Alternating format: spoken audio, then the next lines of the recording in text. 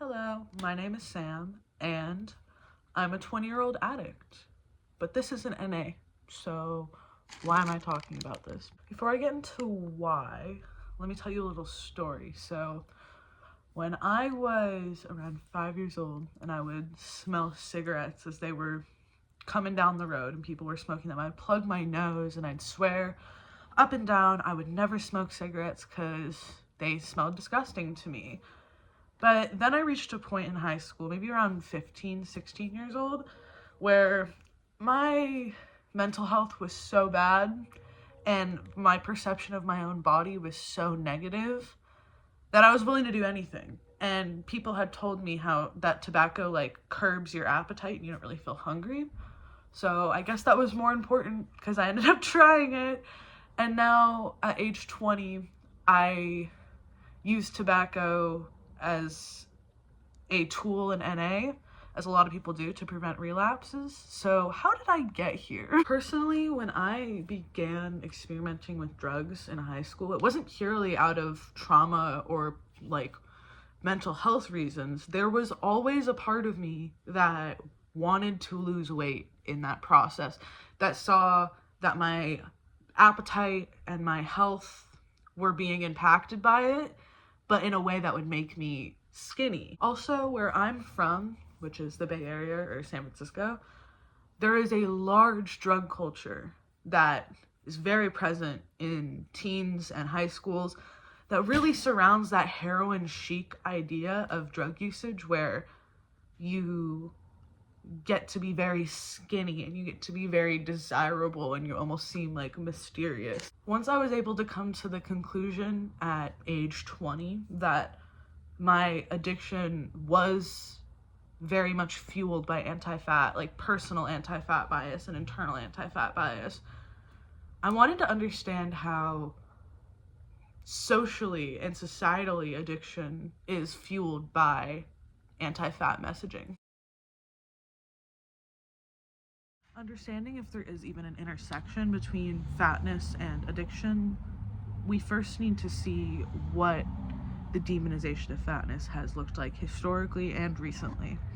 Throughout history, the social acceptability of fatness has sort of ebbed and flowed. We see certain societies that love fatness or treasure fatness, like the ancient Greeks.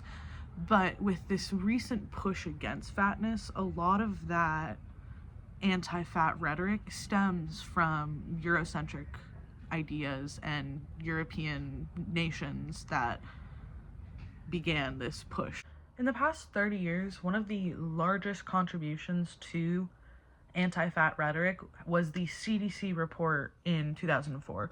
According to Deshaun Harrison, the systematic marginalization and bias against fat people that we see a lot in, diet culture in 2025 is stemming from this false claim that was made in 2004.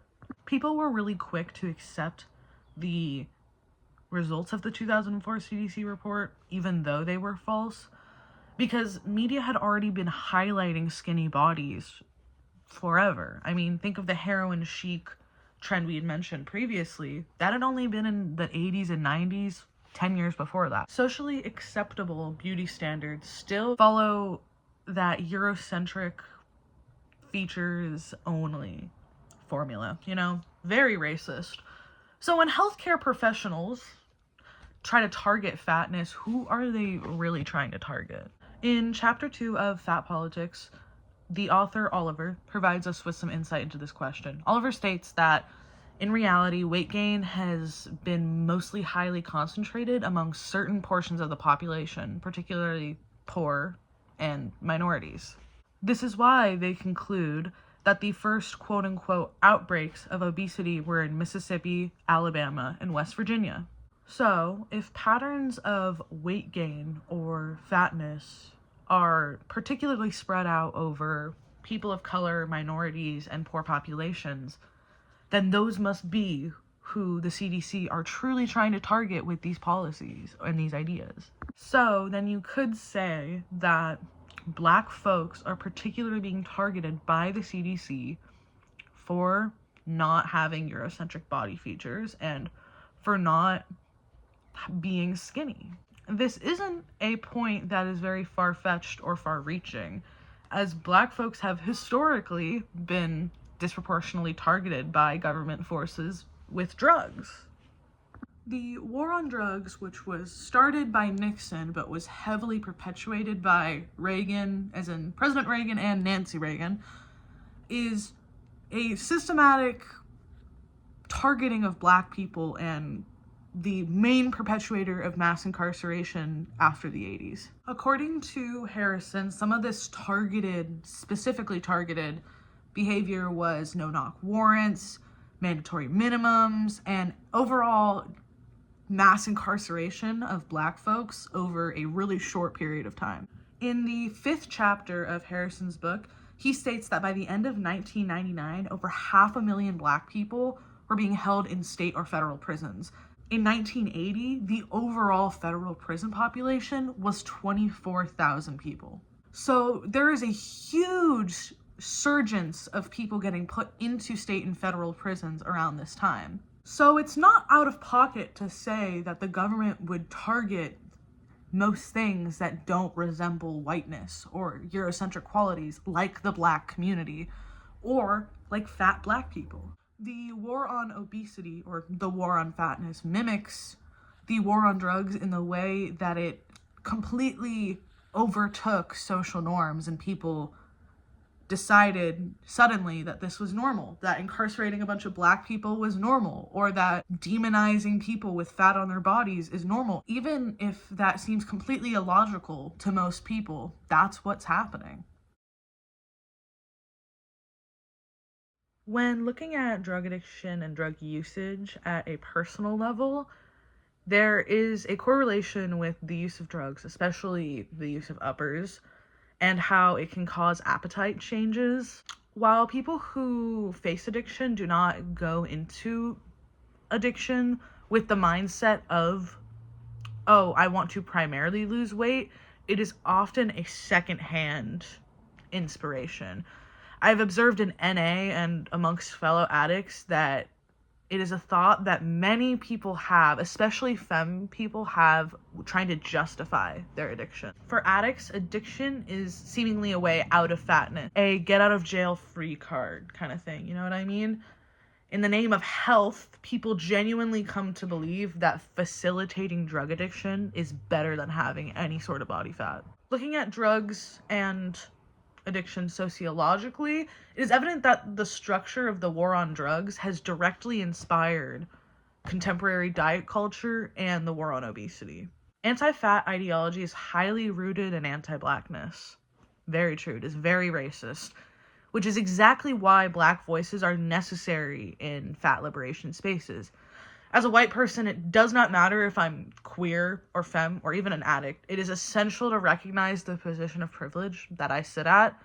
My whiteness places me at a position of social privilege where I've never had to experience marginalization like a woman of color has to face in health, in society, in school, period. A great quote that resembles this is by Edison and Notkin on page 457 of their book, "While fat oppression is not comparable in intensity to structural and individual racism, intersectionality indicates that all oppressions take place alongside one another, and all resistance movements must contend with tension between primacy and coalition. It is also equally important to recognize the necessity and need for Black voices to be uplifted in intersectional fat liberation spaces." As I was thinking more on the fat liberation movement, I realized that I had never seen the perspective of anti-fatness from an addict. Well, there's definitely addicts who exist in those spaces. It's never highlighted as an addict's perspective, you know what I mean? As we've seen, tackling anti-fatness has to begin with addressing the various communities and identities that fatness intersects with. And addiction is clearly one of those. On a personal level, like I've said, I've talked to more addicts that relate an anti-fat bias, a personal one, to part of their addiction than to those who don't. Addiction and anti-fatness, in a lot of cases, they work hand in hand. They interact and work to enforce each other, which is exactly what intersectionality means.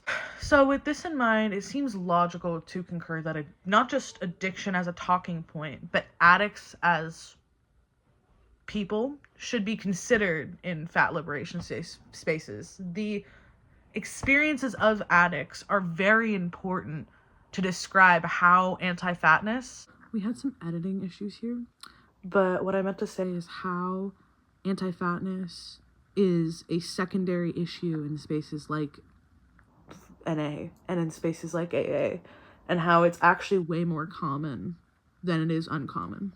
Fat bodies and fatness are tied into so much more than just that singular word.